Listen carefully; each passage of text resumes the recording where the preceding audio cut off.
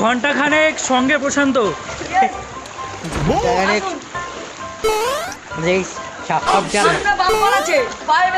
আবার আরেকবার দাদা। মা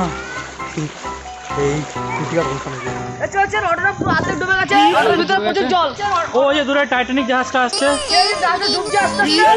সামনে কাটা ভেতরে দৌড়াচ্ছে, এদিকে দেখতে যার জন্য বেরিয়েছি।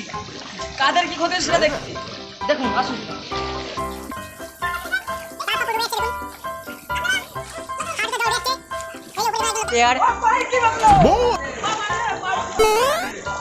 তো এরা নৌকায় বয়ে বয়ে তীরে এসে আটকে রয়েছে, এরা বাড়ি যেতে পারছে না। তো আমরা এর জন্য ভেলা তৈরি করবো।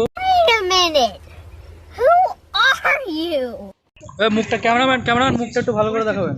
ছাপ ঘুরছে এখান থেকে, গোপাল দাদা পা দিতে গেছে, তো আপনারা যেমন শুনতে পারলেন অ্যামাজনের নদীর যে অ্যানাকোন্ডাটা এখান দিয়ে ঘুরে বেড়াচ্ছে। ওই সাপ, ওই সাপ যাচ্ছে,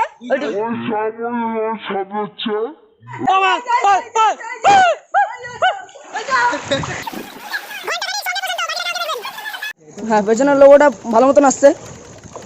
তো যারা মানে এটা হচ্ছে কলকাতার কানের পাশ থেকে ঘেসে গেছে ঘরটা, তাই এই অবস্থা। যারা উপকূল বা তটবর্তী এলাকায় থাকে তাদের কি অবস্থা হয়েছে।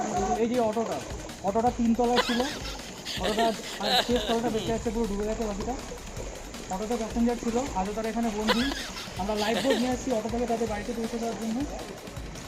হ্যাঁ বাজার নদীর মাঝখানে যে লাইটে টাওয়ার সেটা আমরা আমাদের মহাসাগরের একদম মাঝখানে, আমরা আটলান্টিক মহাসাগরের মাঝখানে, ঠিক আছে।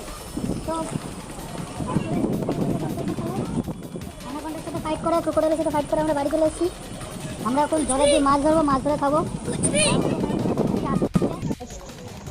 এই জায়গাটা দেখুন, এখনো কুয়াশা প্রচুর, এই হচ্ছে গাছের গোড়া ভেঙে দেখা যাচ্ছে না, প্রবলেম হচ্ছে কিন্তু কুয়াশার জন্য। সেটা বড় কথা না, বড় কথা হচ্ছে আপনার মনে হচ্ছে ছেলেটা গাছে উঠে বসে আছে না, ছেলেটার পা এখানে, আমরা সেখানে একদম আপনার সামনেই পড়ে রয়েছে, ঠিক আছে। চলো রাস্তা দেখাচ্ছি, আসুন। এবার সাবধানে থাকবেন আর ঘর থেকে বেরোবেন না। আশা করি কালকের মধ্যে ঝড় কমে যাবে।